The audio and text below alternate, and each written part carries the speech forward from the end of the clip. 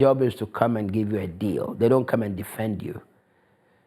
Maybe 2% might defend you, but they won't defend you like your personal lawyer defending you. So I got a private lawyer, and this private lawyer is a white guy. His name is Manani, wonderful man. He believed in me, believed in the case, stayed in my case. He came in the case, and then filed the same motions that Efe filed to dismiss the case. And the court accepted it. Not because Efe was a black man and Nigerian, they didn't want him to set me free in this case. But when the white man came and filed the same emotion, sometimes you need a white man at your corner. Not that, they can defend you or set you free, but there is a language that every foreign country speak, that you need people that speak that language to defend you. Even in the court system, they have a language. They are connected. The court system is connected. They know each other. Manani came in, filed the motion. Now the court dismissed the case from Denver. Listen to this. This is how you know that Satan and greedy people and evil people, people that hate God. See, Manani says something to you. He said, Manani is atheist. He didn't even believe in God. He's atheist. But he loved me. And he says, Isaac, it's not that you are not innocent. You are. But let me tell you what is happening. Because you are a pastor, that is why they are holding on to you. He said it like he didn't even blink. I knew that. If he knew that, we all knew that. But he told me, he's an atheist. But he said, they know the truth. I just came into your case. I know the truth. You didn't do this crime. There was no crime. But because you were a pastor and they know what they've done wrong to you, they will not admit their fault. And they will do everything they can to put you in prison so that you will not defeat them. How can a foreigner defeat the whole court? They won't let you do that because they know what they've done to you. They put me through CNN. At that time, there was no Facebook. Facebook was there, but people don't really know much about it. I think Facebook just came up at that time. And also YouTube was not popular. Facebook was not popular. So they didn't put me on Facebook or YouTube because it was not popular at that time. But they brought me on CNN. They brought me on all the TV stations, all the big Channel 24, Channel 2, Channel 3, Channel 4. I'm on all the channel TV stations, all the papers. My face was everywhere. As a matter of fact, when I go to prison, they had my face in front of the papers. And the prisoners will come to me and say, oh, you are the pastor, you are the pastor, you are the pastor. They have to put me in a secure place because the inmates wanted to kill me because of the charges. My life was in danger. So much that in prison, I was not even free. In prison, I have to come out like 1 hour to take my shower. They bring my food in the room. They kept me in a secure place because of my crime for like 2 years, a year and a half, like 2 years, before they, allow me to mingle with the population. I'll come on that because there was a lot of things that happened in prison. Life was changed, life was saved. The encounter I had with the warden, the encounter I had with the God, and all the wonderful things God did in prison.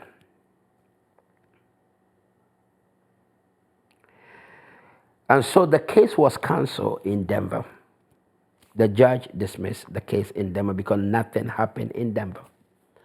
And when the prosecutor found out that the case was going to be dismissed, he called the alleged victims and the mother, and they start, interrogating them to change their statement from Denver to Adams County. I live in Adams County, and this woman and the daughter, they used to, at that time my children were little, so the daughter and the mother used to come to my house in Denver to support my wife. Most of the time when we're traveling or when we're doing something, they will come and she will come with the mother and help with the chores in the house. And so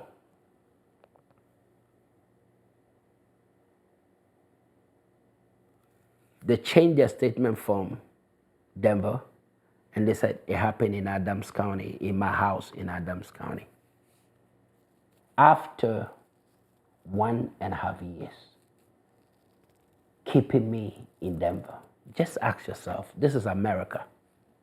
This is not Africa. This is not Banana Republic, that they will arrest you and they don't know where the crime happened and put you in jail for 1.5 years without not knowing where the crime happened.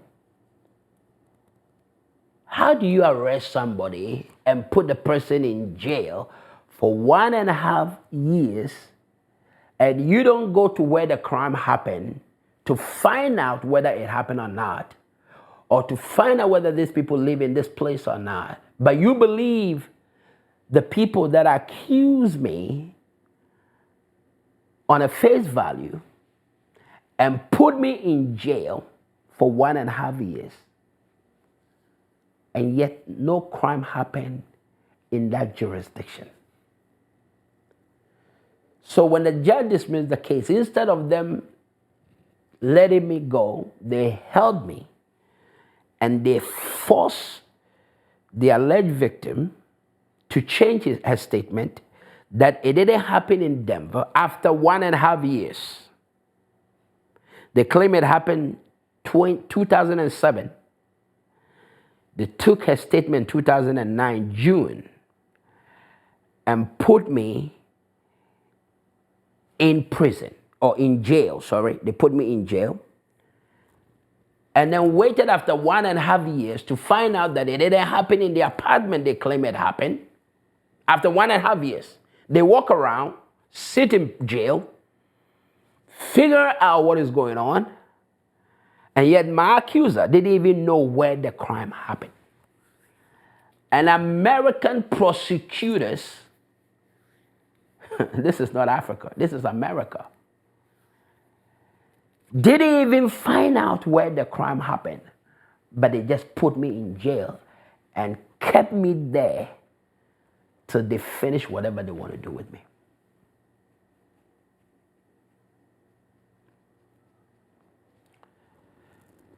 And so they transferred the case. Instead of letting me out of jail, my lawyer called me and said, "You're supposed to be out of jail. You're supposed to be at home." I said, "I'm still here."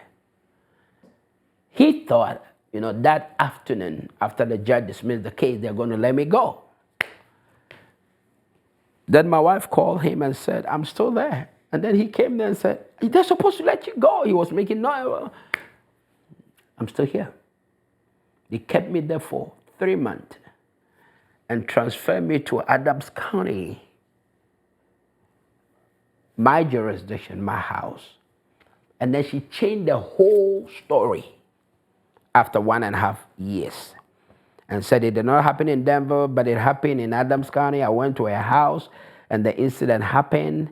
And then they asked her, "How did it happen? Because there's 5 rooms here, the children's room and all the rooms here. How did it say?" "Oh, it happened in the children's room." And this is, she said it emotionally that if you hear the story, you won't even question, because she's a minor and a pastor and this older man. He did this to me. He did that to me. We entrusted the pastor. We go to his church. This is an emotional charge that people don't care to figure it out whether you did it or not. People don't even give you the benefit of the doubt. As soon as you are a pastor come in, as soon as you have a church, you are a person in position of trust.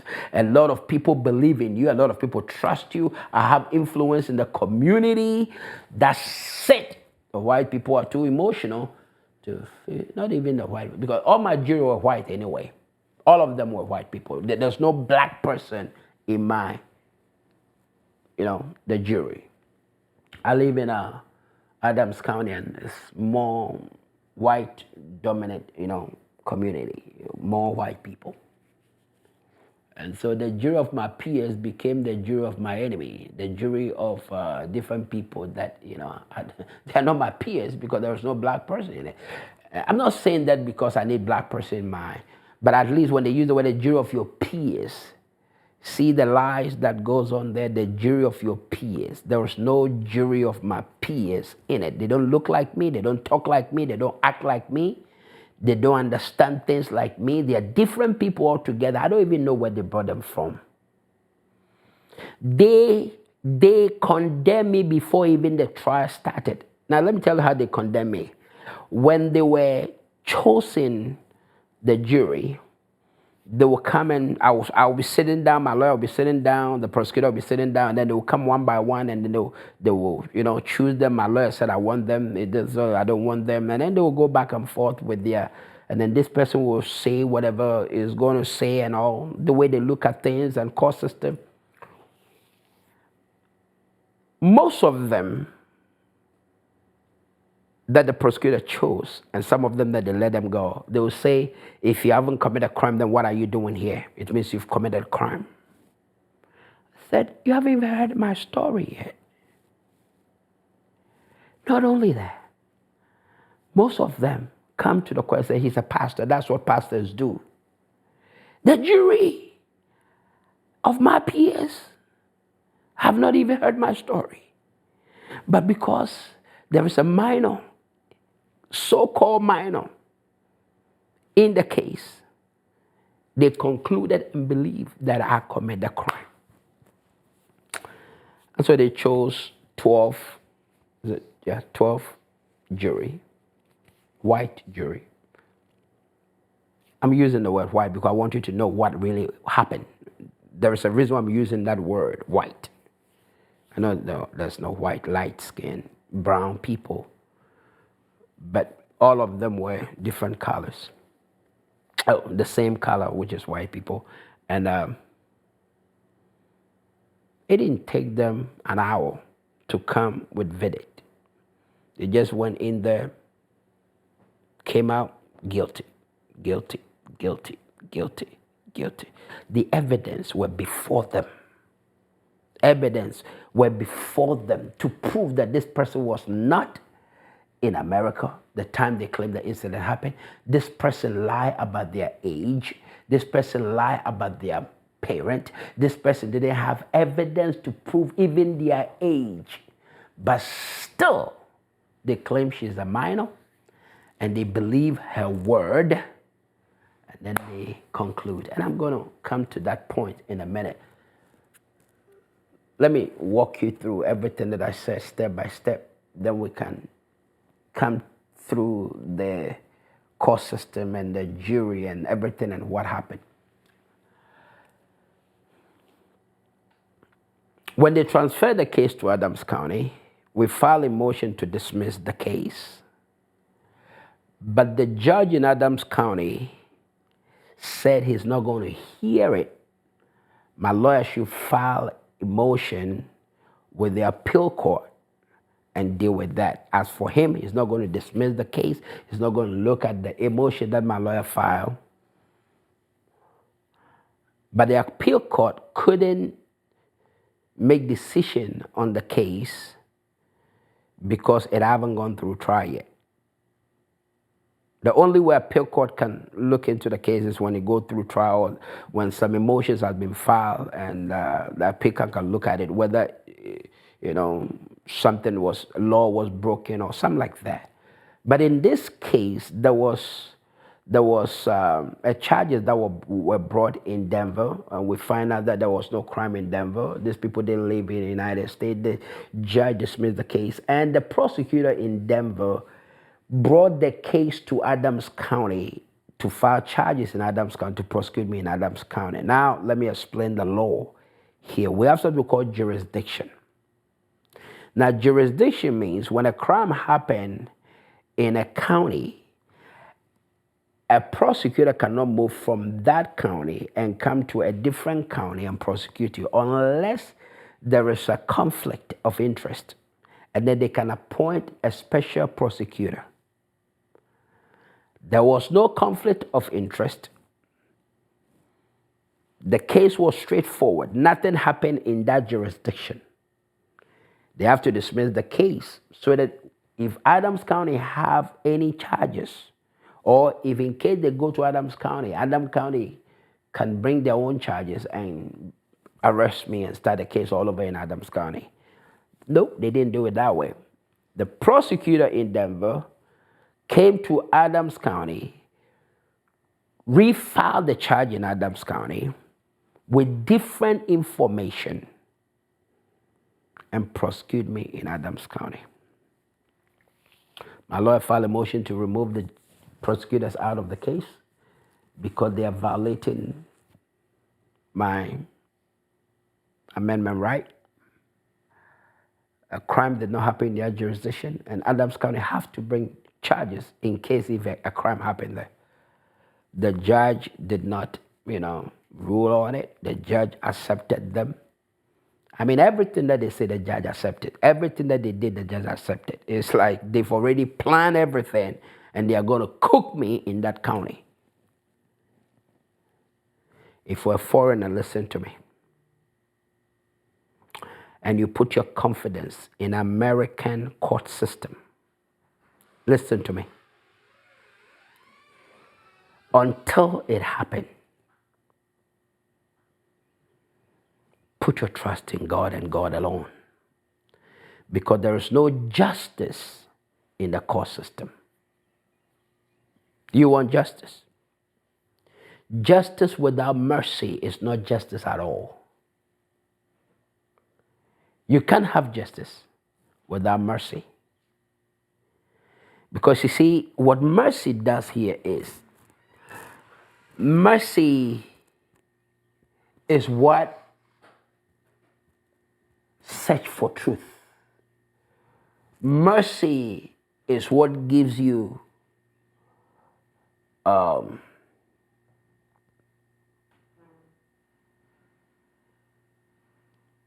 another chance to fight your case. So if there is no mercy, there is no compassion, there is no favor, there is no grace, there's nothing. It becomes justice to punish, justice to destroy, justice to put you away. And the court system here, that's what happens. This is what happened. They transferred the case to Adams County.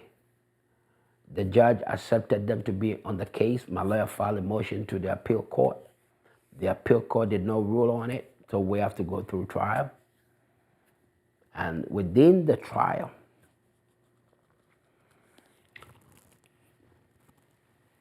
a day before the trial,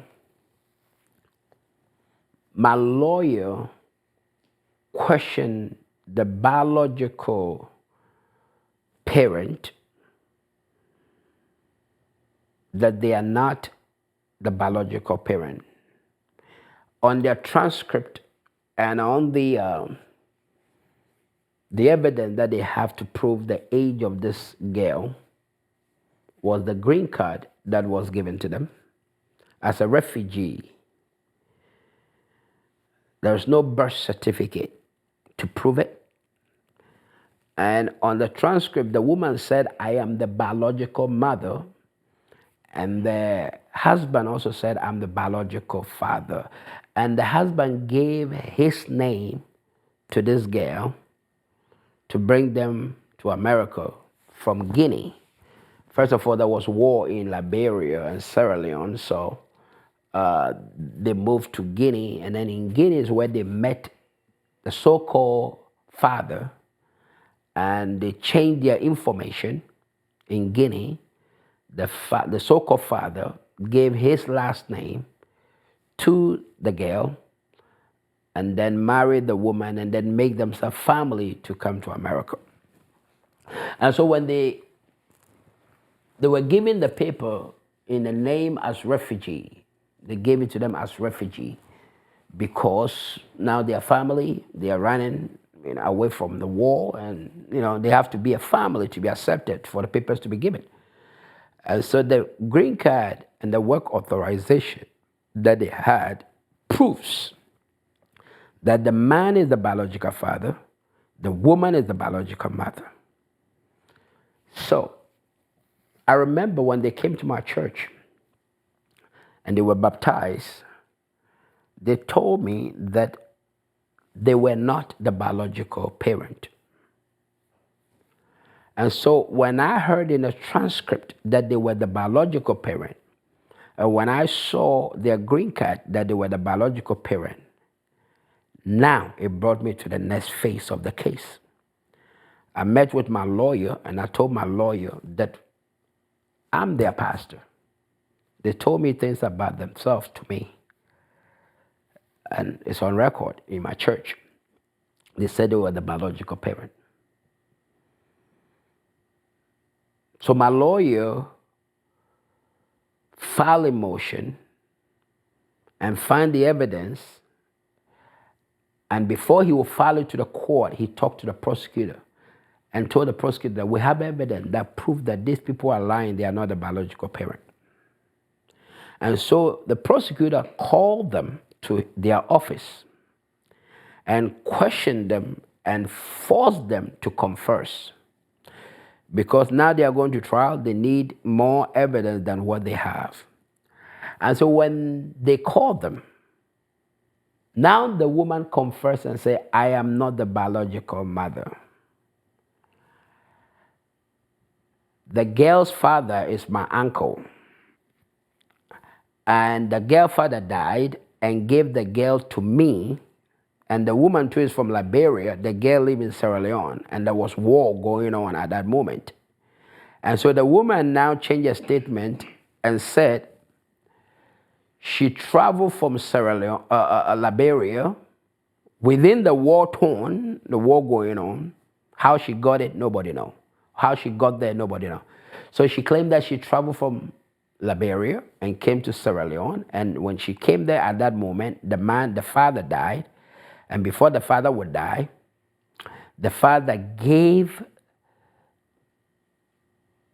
the daughter to her. That is how she became the biological.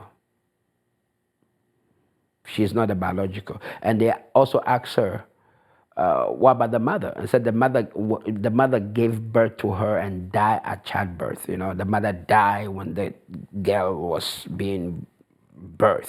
The mother died at childbirth. And so they asked her, how did they bury her? So they buried at the back of the house. So she killed the father with her statement and took the child from the father. Said the father gave it to me and died at that moment when the father is dying, and gave me the child. And then used a statement to kill the biological mother, saying that the biological mother died in childbirth or something like that. So now you don't have nobody to confront or ask. Now she became the mother. But before she said she's the biological, now she says she's not the biological, but it was adopted. The father trusted her and gave her to her. And so they asked Mr. Walker, the so-called husband, how did you meet these people? And so, well, I met them when the girl was, I believe the girl was 10 years old, something like that, or 15 or something. The girl was 15 when they met in Conakry, Guinea. So, on document, he claimed that he is the biological father. But here we are. He said he met them and the girl was 10 or something years. No, he said the girl was 6 years or 5 years or something like that, 1993. And they claim the girl was born 1993. But now the man changed his statement saying that when he met them, 1993, in Guinea Conakry, the girl was 5 years old, 4 5 years or something like that. So which means the girl was not a minor, but they reduced her age to make her minor to bring her to America. So they are using false green card that says that she's a minor on the green card to prosecute me that I had something to do with a minor.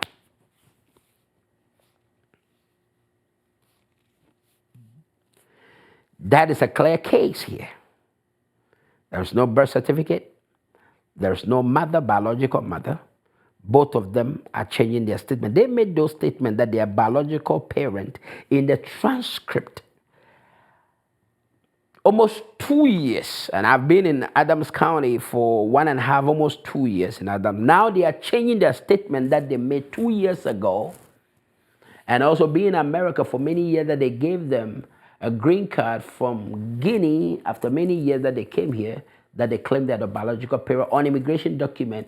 Now we hire immigration expert, and they got the document from immigration, and on the document, official document, it states that they are the biological parent.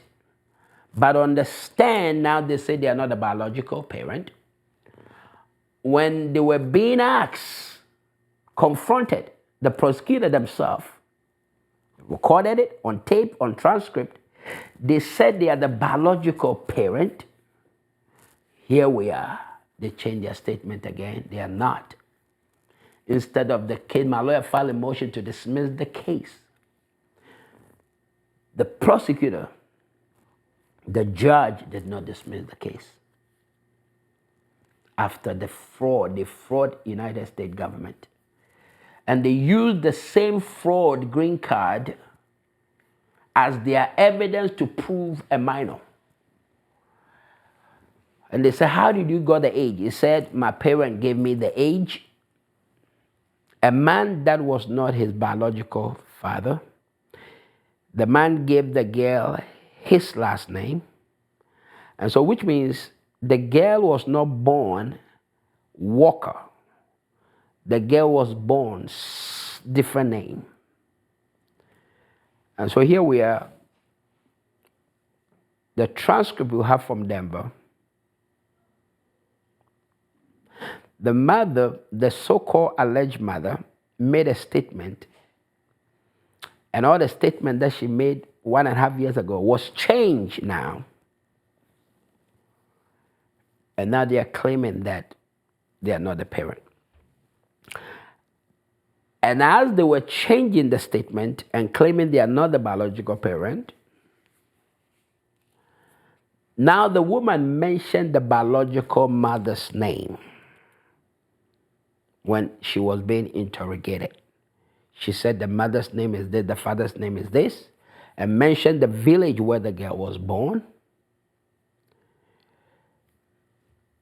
So she gave the prosecutors a new evidence of who this girl is that immigration people didn't know. And yet they've lied to immigration that they were the biological parent. And they're using the lie document to prosecute me in court. So instead of the judge to dismiss the case, the judge did not dismiss the case. The judge said we should let a jury make that decision. But here, this is not a jury decision because it's a fraud decision. And this is law. So you have to, for me to get a fair trial, you don't have to use, because the jury cannot decide on that because they don't know the law. And so the judge have to remove any fraud document so that the jury will not use it to prosecute an innocent person. The judge didn't do that. So the jury will make the decision. So we went through trial. A motion was filed to dismiss. The judge didn't let it. Now we have evidence to prove that the girl was not a minor because the father, so-called father, said he met them when the girl was 4 or 5 years. So the girl was not born 1993, which they said she was born 1993. Now we find out she was not born 1993 because of the statement that my father made. There's no evidence that connect me to this person. They are using fraud and lies statement to connect me to a crime that I did not commit. And they claim it happened 2007. I was arrested 2009. There is no evidence connecting me to 2007 because they were not in Colorado. They were in Nebraska. We find out that 2007, these people were in Nebraska. They were not even in Colorado. And we brought evidence. The immigration investigator we hired was able to find out where they were 2007, yet the court did not dismiss the case. So every evidence that was revealed or was presented was shut down. Now they hired somebody to talk to the girl because at that time they claimed that the girl was pregnant. And come to find out it was one of her school boyfriend that made her pregnant. And they were connecting that with me from the beginning of the case. That is what led to everything. And they recorded in a transcript that were connecting it to me. And the doctor talked to the girl, and the girl would change a statement this and change a statement that and change a statement was changed from the beginning all the way to the end. Yet the jury didn't care. As long as a pastor is involved, as long as a pastor is charged, the pastor has to face consequence. Let me tell you this, man of God, you are an enemy to the state, whether you like it or not. You can brag and say whatever you want to say. But when you find yourself in a court system with the name Reverend, Bishop, Pastor, Prophet, you are an enemy to the state. And so Jesus said, when you stand before men, I will tell you what to say. The Spirit of the Lord will speak to us what to say. Learn to keep quiet so that they won't use your words against you. You are an enemy to the state. The same people that are praising you are the same people that will bring you down. We are an enemy to the state. The state is controlled by the devil himself. The court system is controlled by the devil himself. The men that rule and control and make decisions, make the law in the court system are connected to each other. You have to join specific groups, connect to those people so that you will get to that level. And when they hear pastor, you are an enemy. And so I thought that because of the evidence we have, I won't go to prison, I'll be free. Little did I know, the jury came back and said guilty. All 7 charges. Kept me there for some months, brought me back to court, sentenced me to 40 years to life in prison. At that time, I was 44 years old, 2009, and sentenced me in 2000, I believe, 2011 or 12 or something like that. I was going to prison to die. There was no way I was coming out of this. I was going there to die. My mind was made up. When I was going through trial, the Lord spoke to me. I was sitting down waiting to be called. Shackles on my hand, on my feet. Now I put on my suit, they still have the shackles, you know. But when I was waiting to be called, the Lord spoke to me and said, son, I heard it clear and loud in my spirit. He said, I'm going to set you free, but I won't do it my way. I won't do it your way. I will do it my way. See, my way was, even if they can reduce my sentence to send me back home, I don't want to go through this shame and this humiliation. They sent me to prison. I will talk more about the prison another time, because there's a lot that went on in prison. But I want you to understand the court system, the phase of the trial and everything. Then maybe the next part we'll talk about the prison and few things that happened in prison and how I came out of it. But on trial, I heard the voice of the Lord more than 3-4 times. And so he said, I will do it my way, not your way. So I had that confidence in God that I'm going to be free because the Lord spoke to me. But one bad thing is, when I go back to jail after court, I'll pray for people there, and then they will go to court and their case will be reversed or their sentence will be reduced, and they'll come back with testimony and singing and praising God, and they will even call my wife and send my wife tithe and send my wife money and say, your husband was powerful, he prayed for me and God did that. But I myself, I'm sitting in prison, sitting in jail, fasting for 40 days, fasting for 30 days, believing God for freedom. And I'm praying for people to be free, but I myself, I was not free. Have you been there before, man of God? You are praying for people and they are receiving miracles, but you yourself, that one miracle you are believing God for, you have not gotten it. Let me tell you why. God doesn't give us ministry to benefit us, but the ministry, the giftings was given to us to benefit others. A man of God is like a pipe that the water flows through. See, the water comes from the reservoir, go through the pipe, all the way to the house so that people in the house will drink. The pipe is what is bringing the water. The pipe has availed itself to be used, but the water doesn't stay in the pipe. It flows through the pipe. Man of God, you are the pipe.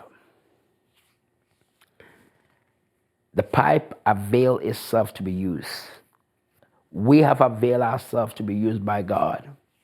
But the goal is that people will drink from the other side of the pipe.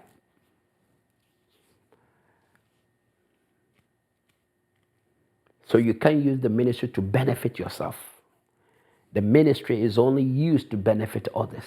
That is why when Moses struck the rock, God still performed a miracle. Because the miracle didn't come from Moses.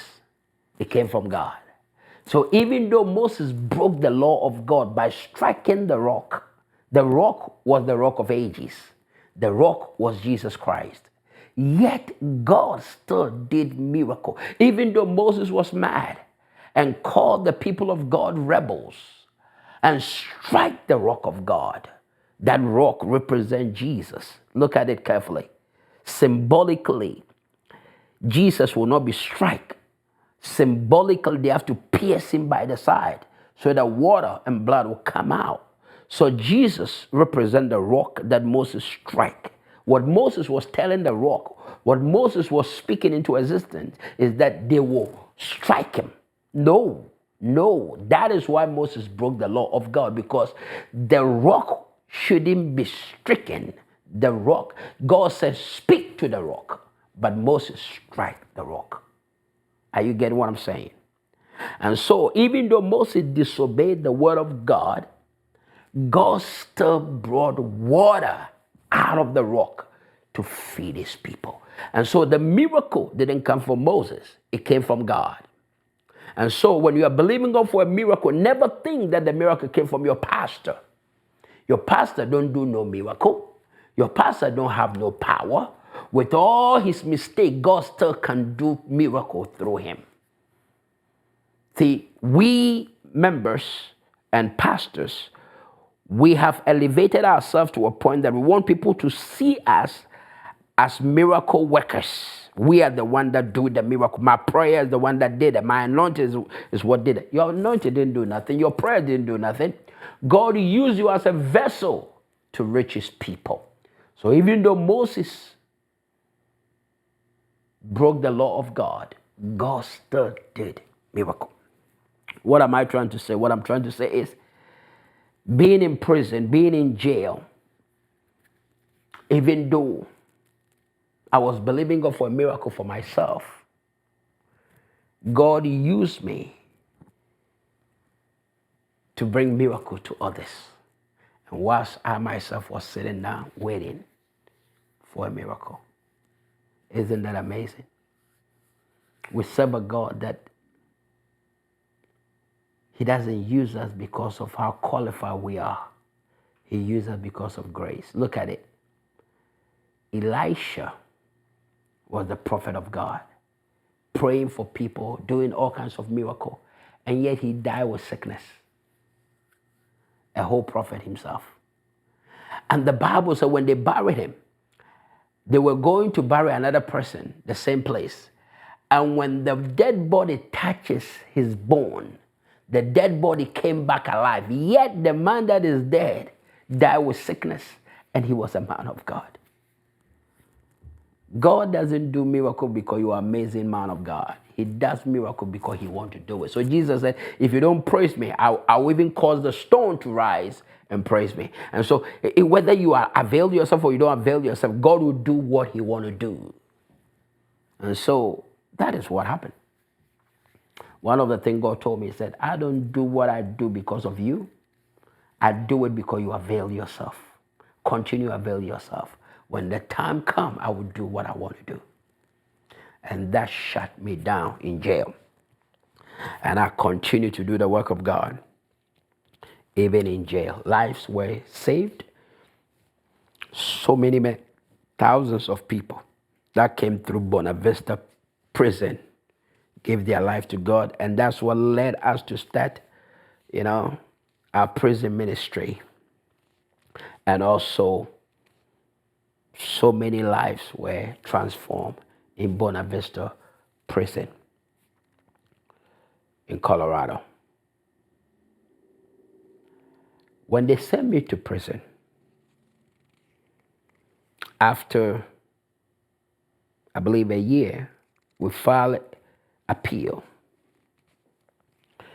And the appeal was denied. And after it was denied,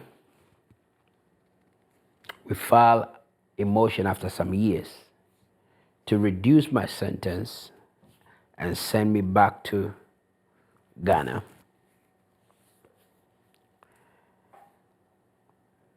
And the judge that we filed a motion to denied the motion. And even rebuked me and called me all kinds of names on his decision. And he said he's not going to reduce my sentence. I went to Adams County Court for that motion that was filed. The judge rebuked me, said all kinds of things. I have to apologize to the people. I have to admit my wrong. And I told the judge, if I've done any wrong to any man, I've asked God to forgive me, and he has. But as for this thing that they are saying about me, I did not do it. The judge looked at me like plague. He looked at me like I'm not a human being. I want you to understand something about the judge a little bit before I'll conclude what happened after that. The judge denied my motion. When I was sitting in jail before they take me back to prison, I heard the voice of the Lord again. I will set you free, but I won't do it your way. I will do it my way. We serve a living God. Your God doesn't sleep nor slumber. He said in his word that I will not leave you nor forsake you. That is the promise. That is his word. I'm a witness to that word. He said, even if you make your bed in hell, I will be with you there.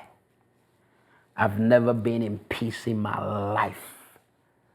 Even in prison, I find peace. So much peace that throughout the night, I fellowship with the Holy Spirit. I felt the presence of God, I felt the angels of the Lord, even in prison. And so I understood why Joseph was in prison and serving in prison, because God was with him. See, when God is with you, no matter where you find yourself, He is there with you. One of the things that the Holy Spirit taught me is to take your eye from what is happening and set it on me. And the more I set my mind on Him, the more happier I become in prison. I preach in prison 24/7. From the time I was put in jail to 2019 when I was released, I preached the whole morning, afternoon, evening. Morning, afternoon, evening. For 10 good years in prison. Gang members came to know God. The officers in prison come to me for counseling. I encountered the warden, and the Lord revealed so many things. The warden came to love me to a point that they created a new program in prison. Those who want to commit suicide in prison, for me to be in charge of it and counsel people that want to commit suicide. Listen to this carefully. When I got to prison, I wanted to kill myself. 7 times I tried to kill myself. And the Spirit of the Lord delivered me from myself. He set me free from myself. My mind was twisted. I prayed and fasted and prayed and fasted, yet every emotion that I felt was denied.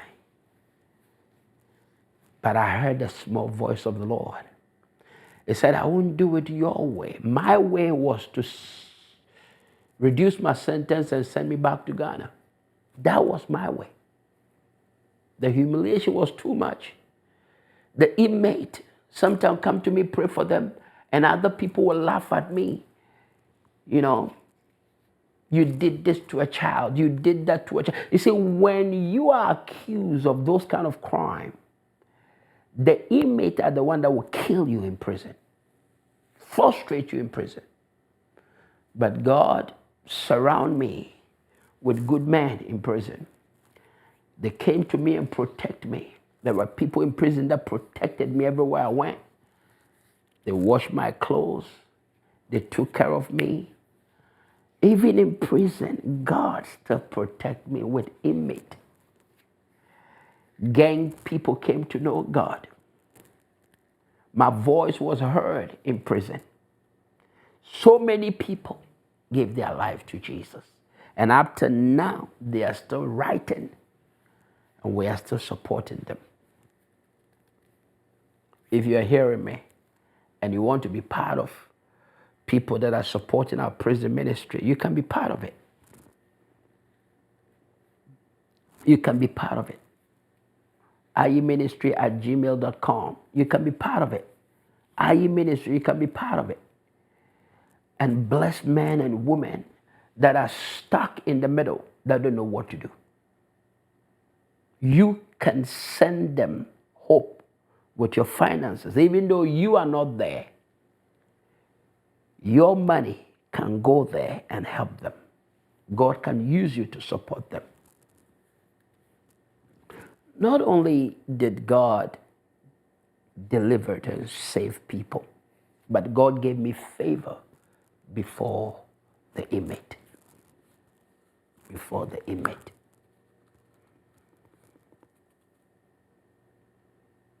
One time I was sitting and counseling somebody, and this man, I will mention the name for the media's sake, but I'll call him Mr. Hoover, a wonderful man. At that time he was 63 years old. He loved the Lord. He walked to me and said, Pastor, I've read your case. He knows the law. And he said, you are not supposed to be here. I said, okay. You are not supposed to be here. Open your case again. You are going to be free. And then we sat down and talked, and he walked me through and introduced me to a young lawyer.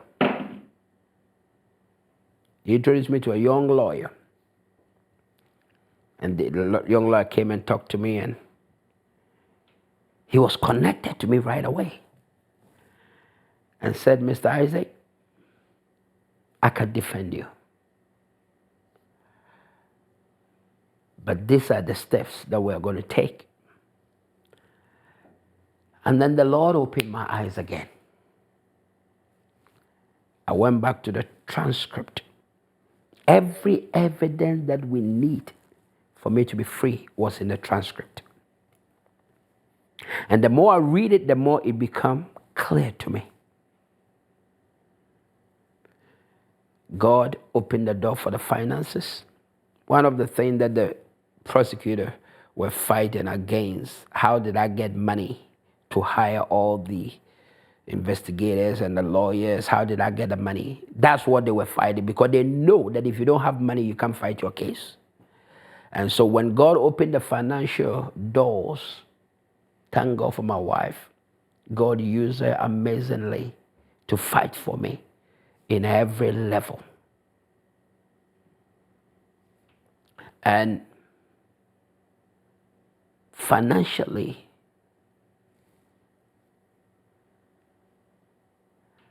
the prosecutor was fighting how we got the money. You see, one of the things that the devil does, because he knows that when he cripple your finances, he can affect your beliefs. When your finances is crippled, your belief system become unstable. Are you listening to what I'm saying? That is why so many Christians are not faithful. They will say one thing, but they will do another thing. Why? Because finances is crippled. And when the finances is crippled, sometimes you do anything and everything just to get whatever to survive. And the system know, the court system know, they put in thousands of people in prison because they know they don't have money. And so that's the easiest way to give them public defendants, give them a deal, and send. I met so many Ghanaian people that their family don't even know where they are. They think they're in America. Little did they know they're in prison. Some of them have not talked to their family for 20 years. So their family think that they've died, or they don't care about them, or, So when I came out of prison, now I have to get their numbers and connect their family and let them know where their children are. They're in prison, then to connect them, to talk to them. These are some of the things that I want you to understand, that if you're a foreigner, you need God's mercy to keep your steps everywhere you go and connect to right people. Connect, and don't live arrogantly in this country. Never think because you have money you bought a house. Never think you have children here. Never think you have papers. Never think because you are still a foreigner. It doesn't matter what you have. You are still a foreigner. It is the grace of God that keep you in this country. It is the grace of God. You will never understand what I'm talking about until you fall into the system. And the system will remind you who you are. That it doesn't matter your papers, you are still a foreigner. Connect with the right people. And so many foreigners in prison that their family members don't even know where they are. One of the things that God gave us, grace to help, grace to encourage them. I had cellies that died in the room with me. More than 6 people died. One of them, Mr. Jenkins, amazing man, he's African American. We talk morning, afternoon. I pray with him, everything. And one time the Spirit of the Lord spoke to me and said, he want to give up.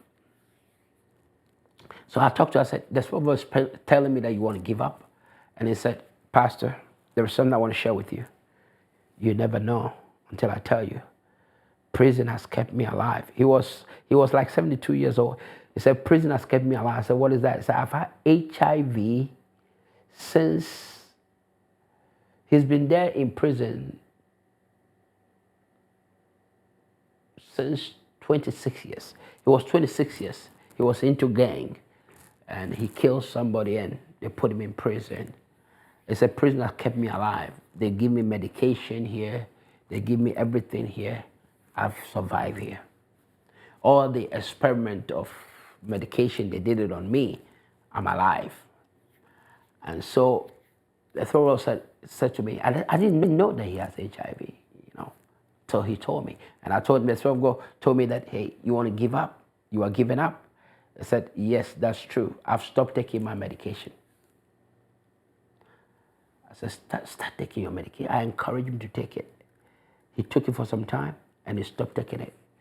Not knowing some of the medication that they were giving him was experiment on him. They were experimenting on him. And so it has messed up his intestines, everything. One time we're sleeping and in the morning around 3 o'clock, the door will be open around 3:30 for us to go and eat in the morning, 3:30. I woke him up, he was dead. I remember one time I was making a phone call and a young guy, a Spanish guy, was standing beside me. And they were told, I heard that they said, after he died, they said the gang leader, the Spanish gang leader, gave a command to go and kill him because he snitched on somebody. And he was standing beside me, like we have like 8 phones on a row, so we stand beside each other. More than 20 Spanish gang members walk on him beside me. They were all over the place, choking him with knife and kill him in front of me. The siren went off. The guard walked in. Everybody lying down in a pool of blood. His head was close to my head on the floor. His blood was all over. That was my first time I saw a dead person face to face, screaming, crying, yet he was dead. They kill him like that. In prison, life is nothing. Somebody can take your life like that. Wonderful people give their life up in prison, died like that. God kept me alive, not because I was a good person, not because I was righteous, not because I was a Christian, not because I was perfect, but because grace kept me alive. My mission was not done yet. My mission here was not done yet. He kept me. He brought me out to continue and finish my purpose. I want to tell you how I came out of prison, because this is very, very important. This part of the case is what baffled me. We hired new investigators on the case. There was no way I was coming out of prison.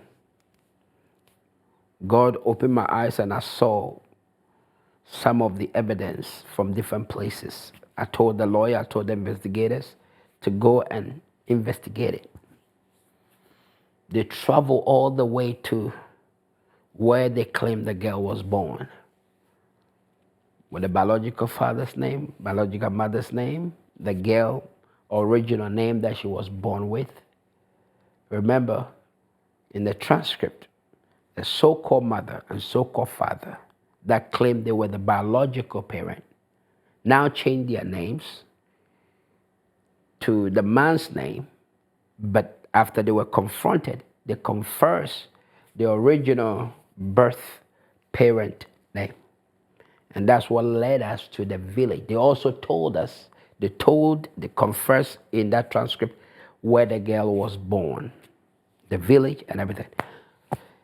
So, on trial, my lawyer confronted them, also told the judge, we don't have the means at that moment to go there and get every evidence that we need. But after some time, God helped us to get the money. And we're able to raise the money and hire the people that's supposed to go and do the evidence. And after some time, every evidence that we needed for my freedom was presented through the embassy. They notarized it through Sierra Leone birth and death record, through United States Embassy in Sierra Leone, and through Sierra Leone Embassy in Washington. They went through all the legal stages for the document to get to the court system. The same judge that denied me on my reconsideration, that cursed me, the same judge is the one that God used to free me. 2018. And so we filed a motion, went to court, and in the courtroom, the judge looked at the evidence, the prosecutor present their evidence, the judge looked at, we present our evidence and everything. It was a beautiful sight. Now the judge rebuked the prosecutors, what they did wrong in the case. The same judge that denied me in the case.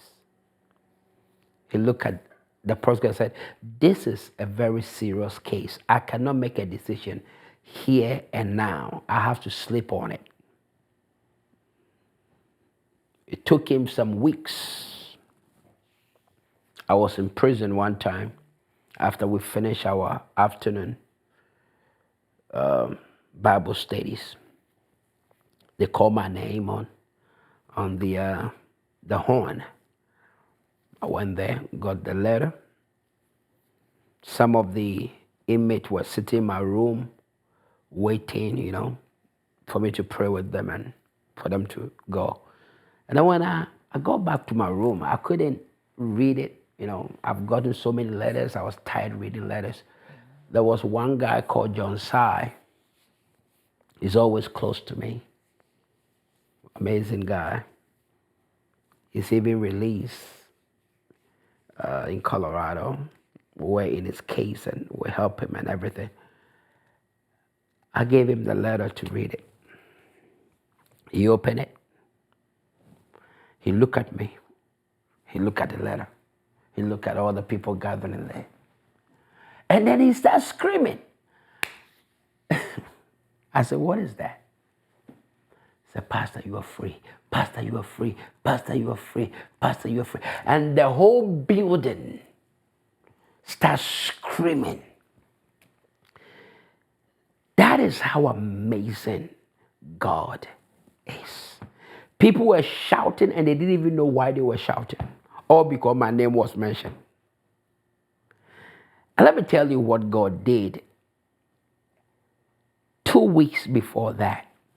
One time I was sitting down on my bunk and the Spirit of the Lord said, she said, how much do you have in your account? It's like God doesn't know how much I have in my account. But he said to me, how much do you have? I said, I'm left with $1,000. $1,000 something.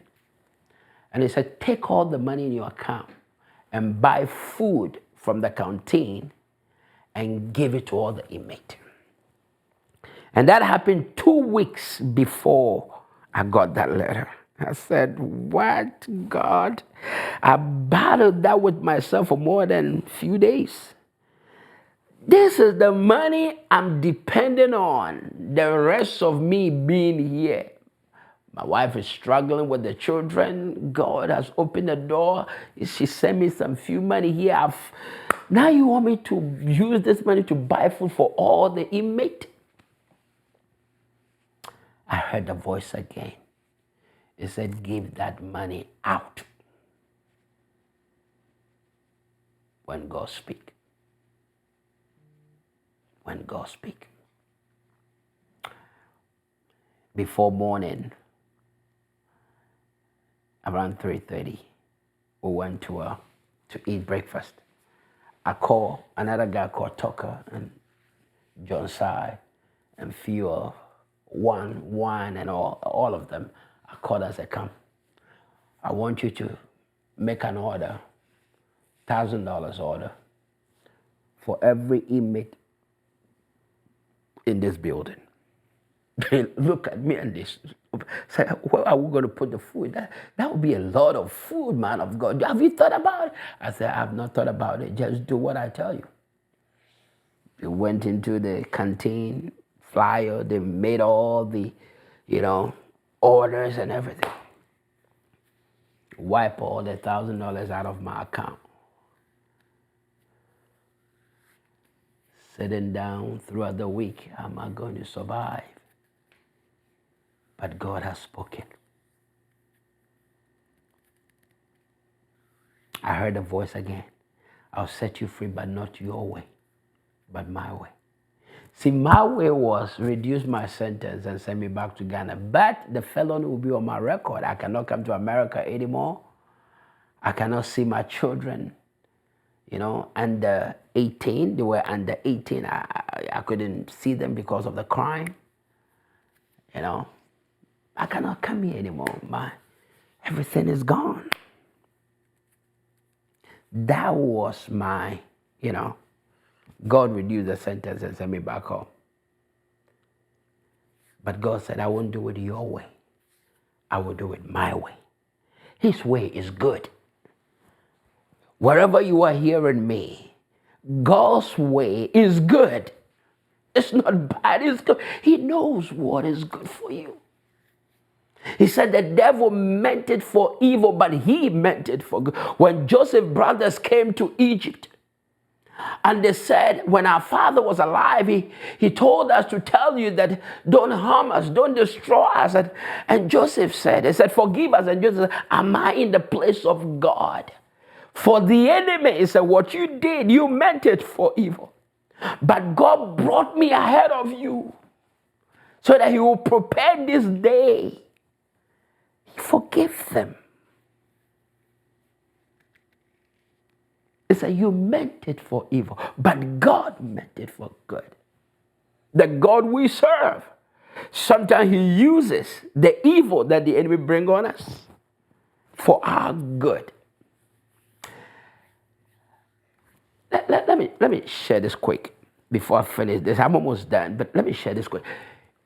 If I met Joseph in prison, and as a good person that as I am, and as a good person as you are, you hear Joseph's story, and Joseph encountered the cupbearer and the chief baker.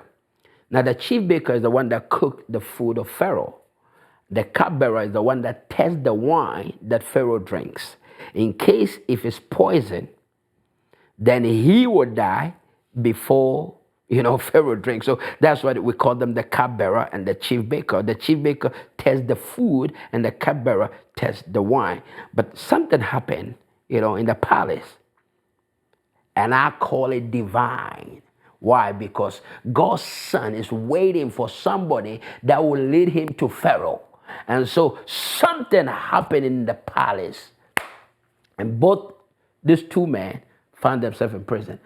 And let me tell you how important these two people are. Joseph met Potiphar. Potiphar was in charge of the guard. He was in charge of the prison where they put Pharaoh's prisoners. So he's not close to Pharaoh. Even though through him Joseph entered into Egypt, bought him, got into the prison system. His wife made a false allegation on him. They throw him in prison without a court system, without judgment, nothing. The master, Potiphar, was mad, throw him in prison. But in prison, he met with the butler and the cupbearer. There's no way Joseph could have seen Pharaoh if he lived with Potiphar. There's no way. But the only way he can see Pharaoh is through the cupbearer. The cupbearer was close to Pharaoh, even more than Pharaoh's wife. The cupbearer is the one that holds the life of Pharaoh. Pharaoh trusts the cupbearer with his life, because what the cupbearer says is what Pharaoh believes. Let me explain something to you. If I met Joseph in prison at that time, at that era, and if I have the power to set Joseph free, and Joseph tells me I didn't do anything wrong, I was falsely accused by Potiphar's wife, Potiphar didn't even listen to the case, I didn't go through the court system, they didn't even sit down and think about it, Potiphar just threw me in prison for me to rot and die there. I will have compassion for Joseph, and if I have the power, I'll set him free and send him back to his family. I believe you will do that. I will do that. Everybody will do that. But guess what? It will stop Pharaoh from seeing Joseph. It will stop Joseph from seeing Pharaoh. And Joseph's purpose wouldn't have come to pass. Even though he's free, but he couldn't fulfill his purpose. See, most of you are going through storms, and certain people stopped the storm and took you out of the storm, but they stop you from encountering your purpose. That is why God doesn't stop the storm, but he gives you the grace to go through the storm so that it will take you to your purpose. So sometimes there are certain storms that doesn't come to destroy you, but it comes to take you to your purpose. Sometimes what we go through to get to our purpose, we don't like it, we don't want to go through it, it's painful. It looked like we're going to sink in it. It looked like it's going to kill us. But in the middle of the storm, there is a wave that God is sending that gradually is going to move you and maneuver you and guide you through the middle of the waves. And before you realize you are in your palace. Isn't it amazing that Jonah was running away? But little did he know that in the middle of the ocean, God has created a fish to take him to Nineveh. Who want to be in the middle of the fish to go to Nineveh? Who want to, I don't know if you got it. Am I speaking to a right audience here? Let me move to this place. Listen to me. Pay attention. Come close. I want to open your eyes a little bit for you to understand how important the storm is. Sometimes the storm doesn't come to destroy. Listen to me. The storm did not come to break you, but it came to do few things. Mature you, grow you, give you a different perspective, help you to understand the God that you've encountered. Open heaven to let you know that this God that you've been talking about is real. But it took the storm for me to know that it's real. Yes, he did miracle through my hands. He did miracle through my words. He did miracle through my ministry. But I didn't encounter him on a different level. But through the storm, now I've encountered him on a level that only me can converse. Now I can see him face to face. That's what happened to Paul at Damascus. He encountered him face to face. The other soldiers didn't see God, but Paul saw God. He was called Saul, chained to Paul. He met him face to face. He said, Saul, why are you persecuting me? I want you to understand that the storm didn't come to destroy you, but it came to help you to grow, to help you to know God. That the God that has begun a good thing will not leave you in the wilderness to die, but he will see you through the wilderness. He took them out of Egypt. They were happy, screaming, shouting. But little did they know they are going to go through wilderness. See, in the middle, there is wilderness. Canaan, Egypt, middle. We all go through the middle. I found myself in the middle of my ministry. Storm. You cannot be a good counselor if you haven't gone through anything. You can't be a good preacher if you haven't gone through anything. You cannot be trusted with heavenly purpose, with heavenly assignment, with heavenly agenda if you have not gone through nothing as a man of God. The Bible said they overcame him by the blood of the Lamb and the works of their testimony. It is your testimony that made you overcome the enemy. Are you getting this? This is important. It's very, very important. And so here we are. The letter was read. I'm free. I am free. The 7 charges, when you break it down, all the charges got to 32 charges. 32. It was 7 felonies.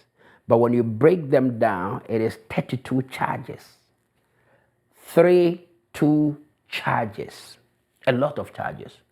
I was sentenced to 40 years to life imprisonment. Appeal was a fail. Reconsideration, fail. Supreme Court, fail. New evidence is what took me before the same judge that cursed me out. He said, I can't make judgment because this is somebody's life here. It was the same judge. It was the same judge. Let me finish with Joseph, then I'll come on the judge decision. Give me a minute. Now we see Joseph here. In the middle, he was in prison.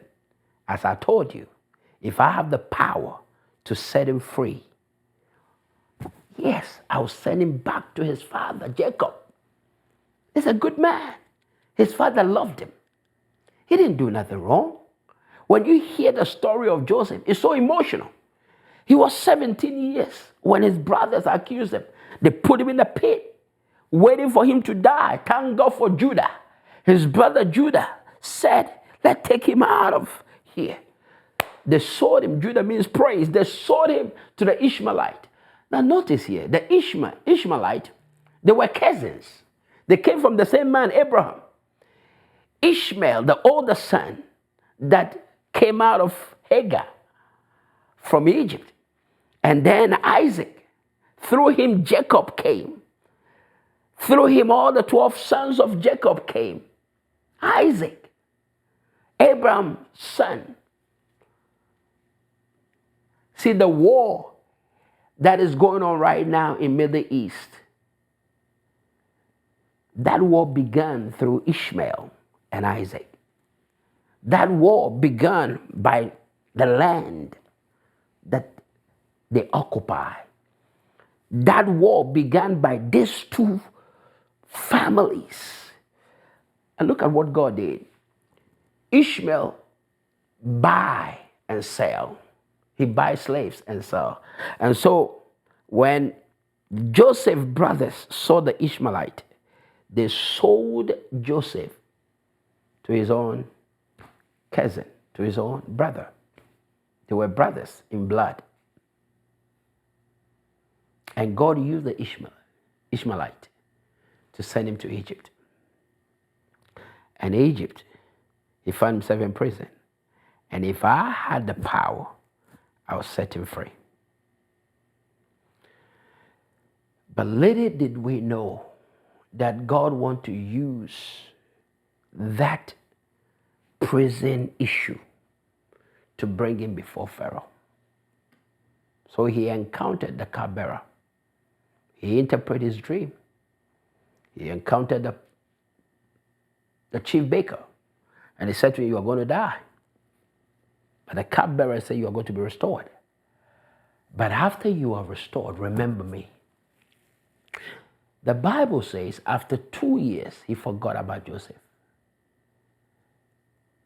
Do you know why he forgot about Joseph? Because God wanted to take human dependency so that Joseph would depend on him and him alone. For him not to say, and the cupbearer helped me, so that you would know that it was God who did this. The Bible said for 2 years, the cupbearer forgot about Joseph. And after Potiphar, after Pharaoh has dreamt, after many years, 2 years, Pharaoh has dreamt. Then the cupbearer said, I remember my wrong. I met a young guy in prison and he told me some amazing things. Oh, Pharaoh, if you can bring him here, he can interpret your dream.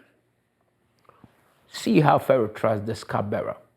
He trusted the cupbearer with his life. So as soon as he said it, Pharaoh said, bring him here. Bring him here. You need someone to introduce you to your Pharaoh. But you also need somebody that's close to your Pharaoh. And sometimes we meet those people in uncomfortable places. And so how you honor people will determine the response that you will get. My dear brother, respect everybody because you don't know who God will use to change your life. Honor everybody. If Joseph would have treated this man anyhow, because Joseph was now in charge of the prisoners, so he goes around and encouraged them and counseled them. And these people had dream and they told Joseph his dream. So if Joseph would have treated them anyhow, his deliverance wouldn't have come. God wants to set you free. But don't abuse the people that God is using to set you free. Other than that, they will leave you with the miracle and you will not receive the miracle. Honor people. In their hands, your miracle will come from. God will never throw any miracle from heaven. He will use humans around you. That's why you have to honor people. No matter where they are coming from, no matter who they are, no matter their color, no matter their position in life, don't conclude them outwardly, thinking that, oh, this guy is nice, this guy has money, before you think that they are the people God is going to use them to help you. Listen to me. Sometimes they might not have nothing, but they might have information that you need. They might know somebody that knows somebody that knows somebody that knows somebody that is going your way to introduce you to Pharaoh. And here we are. In the middle of the road, my deliverance came. And when it came, I had people surrounding me that were encouraging me. I love them, respect them, honor them. Even though they were prisoners, I loved them. They were the most amazing friends I've ever had. They were prisoners. Society has rejected them.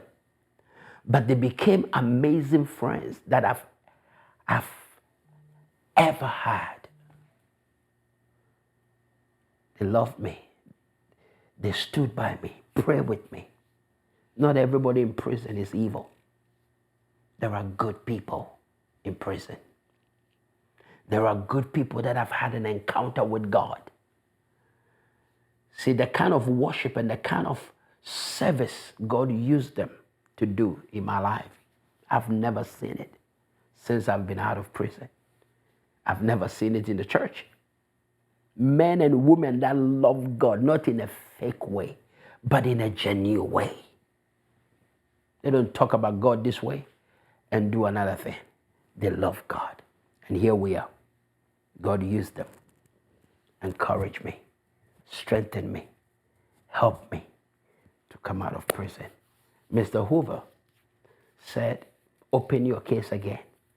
He's a prisoner. He has been there for many years. But he took his time and read all my case. He said, man of God, you don't belong here. His encouragement push me to do what God has called me to do and to bring me out of prison. When I got that letter and they said I was free, they still kept me there for more than 3 months. And after that, my lawyer came in again. I remember when I was in jail and they were about to send me to prison, I looked at the atheist lawyer that I had. I said, I'm going to come back here again and you are going to defend me. He looked at me and he laughed. Said, Isaac, I don't know We presented everything, but you see what they were.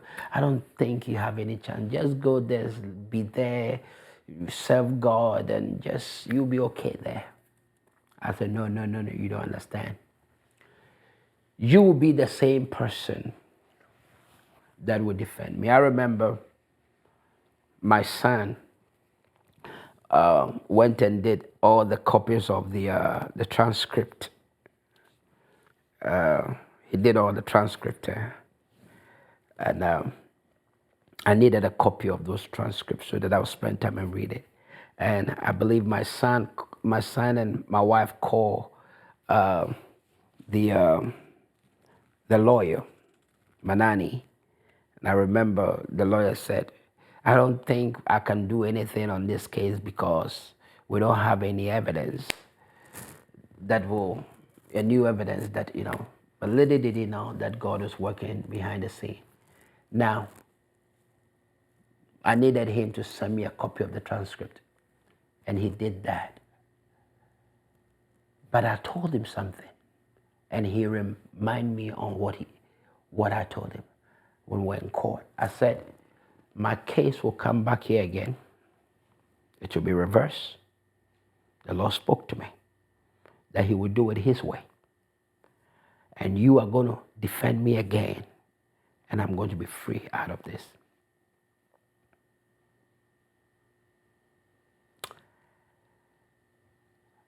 After my case was reversed, I called him. They kept me there for 3 months. And he came and represented me again. And he said, now I believe the God you serve. He said, now I believe the God you serve. Manani said, Isaac, I believe in that God you serve. You are truly a man of God. Every word that God spoke was confirmed by somebody who didn't believe in God, atheist. What am I trying to tell you? The same God that did this miracle for me is able to do it for you. I don't know what you are going through right now, but whatever you are going through right now, don't look at the storm, but look up to God, the author and the finisher of your faith. For he who has begun a good work in you will also finish it. God bless you. My name is Reverend Isaac. How can people, or first of all, can you tell us, what does rising mean to you?